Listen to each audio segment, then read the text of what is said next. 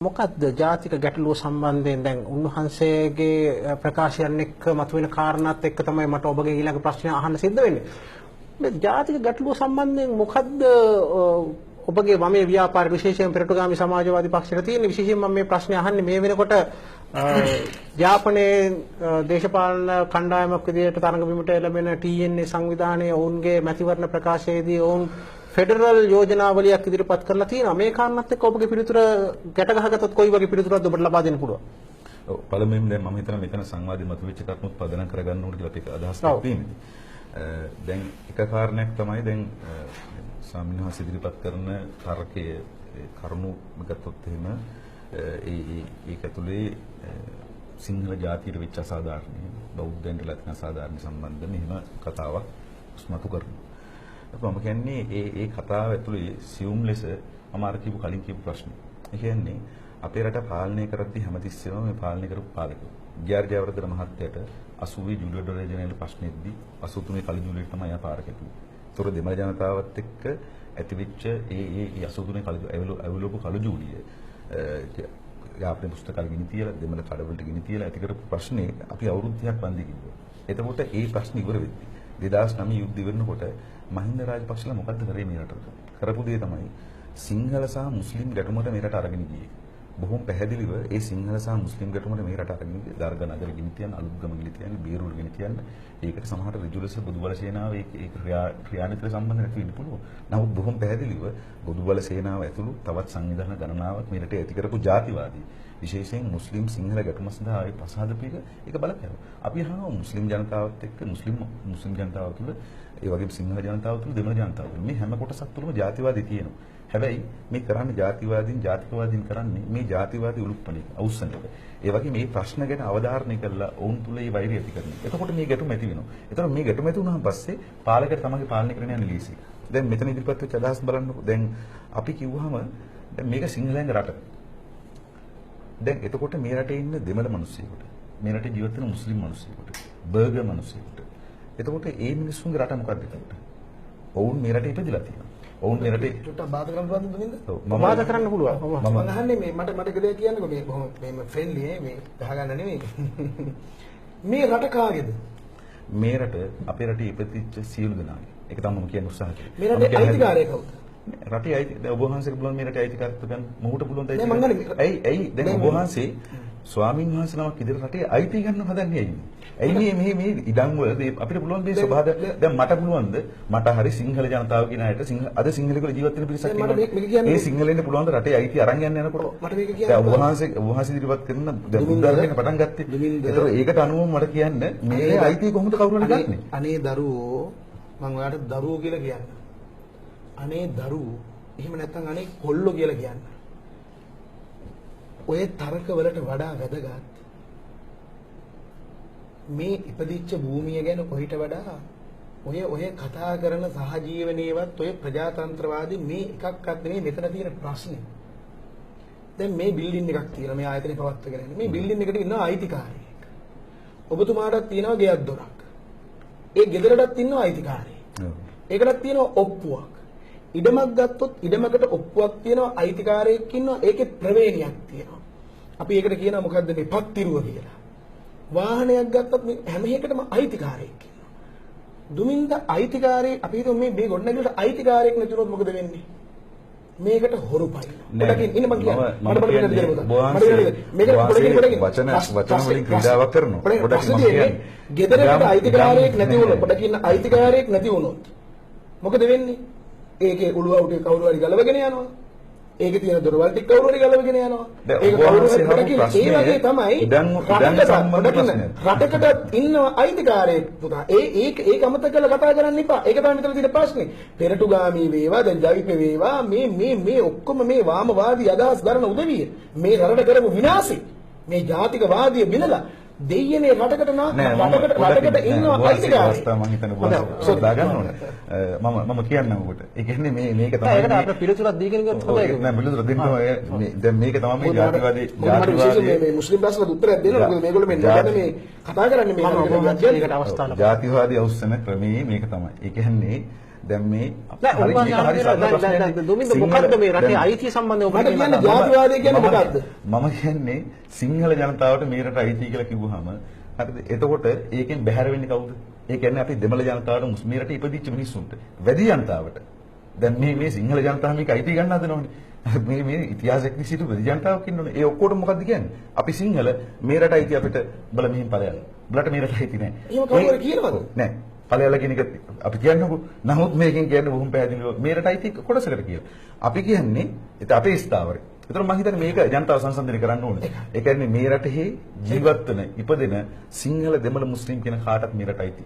මේ රට විතරක් නෙමෙයි. අපි හිතන ලෝකේ ඕනම රටක් ඒ රටේ ඉපදෙන මිනිස්සුන්ට ඒ රටේ ඔවුන්ගේ මාතෘභූමිය නම් ඒක තමයි ජාතියක් ගොඩනගන්න පුළුවන් සංකල්පය. මේ මම කියන්නම් මේ දැන් සාමාන්‍ය ලෝකේ කිසිම රටක මේ සිංහල ජාතියට තියෙන බය නැහැ. අපි කියන්න.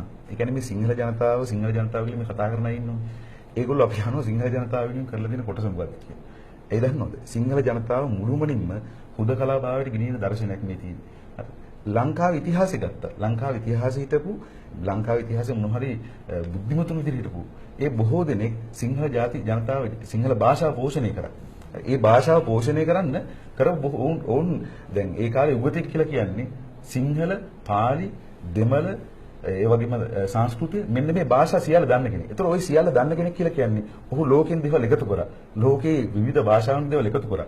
එහෙම තමයි සිංහල භාෂාව කියන එක. නැත්තම් සිංහල ජාති සිංහල සංස්කෘතිය අපි පිළිගන්නවා. සිංහල සංස්කෘතියක් තියෙනවා. දෙමළ සංස්කෘතියක් තියෙනවා. ඒ සංස්කෘතියන් වල හරපද්ධතීන් තියෙනවා. අපි රැගෙන යතු මොන සමාජ ක්‍රම නිර්මාණය කරන්න ගියත් ඒ හැම සංස්කෘතියක් ඇතුළෙම තියෙනවා වටිනාකම්. හැම එකක් ඇතුළෙම. ඒ වගේම මේ හැම සංස්කෘතියක් ඇතුළෙම අපි පිසදාහරිය යුතු දේවල් තියෙනවා. දෙමළ සිංහල මුස්ලිම් තව රටක අපි සැලකුවොත් එහෙම ඒ හැම රටක් ඇතුළෙම තියෙනවා. නමුත් මෙතන වෙන්නේ මොකද්ද? මෙතන වෙන්නේ මේ සිංහල සංස්කෘතිය, සිංහල ජාතිය ප්‍රශ්නයක් තියෙනවා කියන එක. ඒ ප්‍රශ්න ඉස්මතු කරලා උඩට ගත්තාන් පස්සේ සිංහල ජනතාව මුහුණ දෙන තව දහසකුත් ටිකක් ප්‍රශ්න තියෙනවා. දරුවෝ ඉස්කෝලේ දාගන්න එක අපි හිතනවා සිංහලයේ ප්‍රශ්නයක් නෙමෙයි. ඉස්කෝලේට දරුවෝ ඉස්කෝලේ දාන්න ගියාම සල්ලි වියදම් කරන සිංහලයේ ප්‍රශ්නයක් නෙමෙයි. ඒ වගේම අපි නිවාස ප්‍රශ්නේ ගන්නකො. ඒ ප්‍රශ්නේ සිංහලයේ ප්‍රශ්නේ නෙමෙයි. ගයක් දොරක් හදාගන්න ගියාම පස්සේ වෙහෙසෙන එක සිංහලයේ ප්‍රශ්නයක් නෙමෙයි. එතකොට සෞඛ්‍ය සම්බන්ධ ප්‍රශ්න ගන්නකො. එතකොට මේ සියලු ප්‍රශ්න අමතක කරන එක.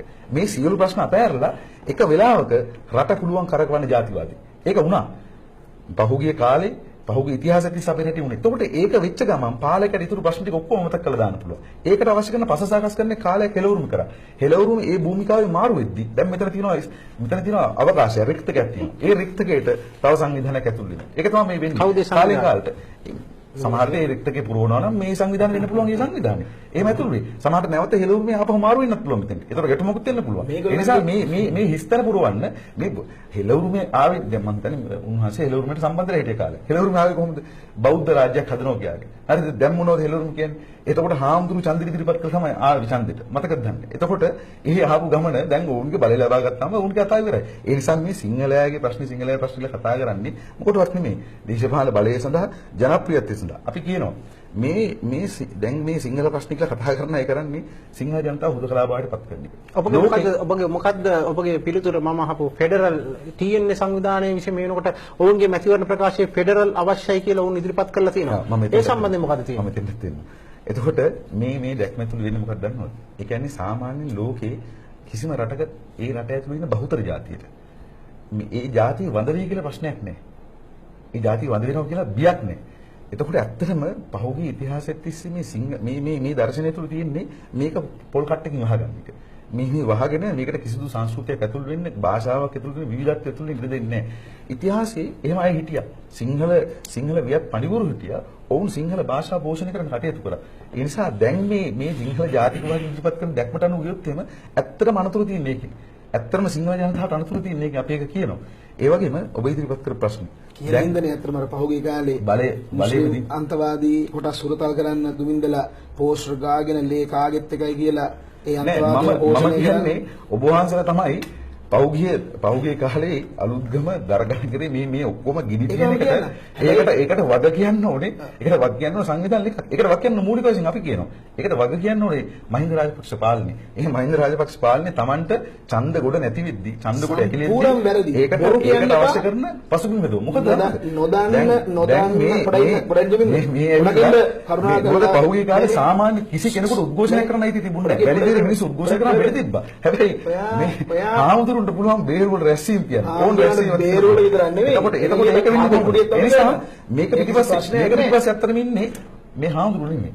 මේ පිටිපස්සේ ඉන්න කට්ටියක්. මේ පිටිපස්සේ මේකට මේ පාරකින් උරුමලාවට තමයි මේකත් එහෙම මාර්ච්ල එතකොට ඔබ අහ ප්‍රශ්නයක් තිබ්බා බලය බෙදීම සම්බන්ධව. හාමුදුරනේ මම ඔබ බලය බෙදීම සම්බන්ධව මම එතෙන්ට එන්න. ඒක තමයි.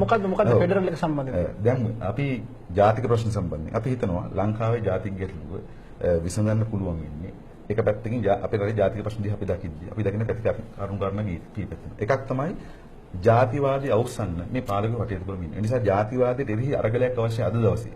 ඒ වගේම ජාතික පීඩනයට එරෙහි අරගලයක් අවශ්‍යයි. බහුතරයක් වෙච්ච සිංහලයට නැති දෙමළ සහ මුස්ලිම් ජනතාවට සුවිශේෂීච්ච ප්‍රශ්න තියෙනවා. ඒ ප්‍රශ්න හැබැයි පොදු ප්‍රශ්න ගොඩක් තියෙනවා. සිංහල දෙමළ මුස්ලිම් සියලු දෙනාට පොදු ප්‍රශ්න බහුතරයක් තියෙනවා. හැබැයි සුවිශේෂී ප්‍රශ්න තියෙනවා කීපයක්. එතකොට ඒ සුවිශේෂී ප්‍රශ්න වලට ඒ ජාතික පීඩනයට එරෙහි අරගලයක් අවශ්‍යයි. ඒ වගේම අවසාන වශයෙන් අපි හිතනවා සිංහල දෙමළ මුස්ලිම් පීඩිතයින්ගේ එහෙම නැත්නම් සිංහල මුස්ලිම් දෙමළ පීඩාවටපත් වෙච්ච මිනිස්සුන්ගේ පාලනයක් ඇතුලේ ඔවුන්ට ඔවුන්ගේ ස්වයං පාලන ප්‍රදේශ නැත්නම් ඔවුන්ට ස්වයං පාලන ඒකක තුල තමන්ගේ පාලනය තමන්ට පවත්වාගෙන යන්න පුළුවන් ක්‍රමයක් හදන්න. ඒක අපි හිතනවා සමාජවාදය තුළ තියෙන පිළිතුර. අපි ඉන්නේ එතන. ඒ වගේ මේ ඉදිරිපත් කළ තියෙන ෆෙඩරල් යෝජනා සම්බන්ධයෙන් අපි ඉන්නේ එතන තමයි බලය බෙදීම සම්බන්ධ නෑ. මේ බලය බෙදීම කියලා කියන්නේ දෙමළ ජාතික සන්ධාන ඉදිරිපත් කරන යෝජනාව. ඉතින් මේ දෙමළ ජාතික සන්ධාන මේ බලය බෙදීම දැන් මෙහෙ තියෙනවනේ පළාත් සභා තියෙනවා පළාත් පාලන ආයතන තියෙනවා මේවෙන් සිංහල ජනයාගේ ප්‍රශ්න විසඳලා තියෙනවා. එතකොට දෙමළ ජනතාවේ ප්‍රශ්න විසඳනවා කියලා ඕන ඉදිරිපත් කරාට අපි අහනවා ඒකට රැවටෙන්න එපා කියලා අපි කියන්නේ. නමුත් අපි බලය බෙදීම සම්බන්ධයෙන් අපි ඉන්නේ තැනක දැන් බොහෝ දෙනා ඉන්නවා බලය බෙදන්න එපා. බලය බෙදුවොත් එහෙම අපි මේකට එරෙහිව නැගී හිටිනවා කියලා. නමුත් අපි කියනවා බලය බෙදීම මේ ප්‍රශ්නෙට විසඳුමක් නෙමෙයි.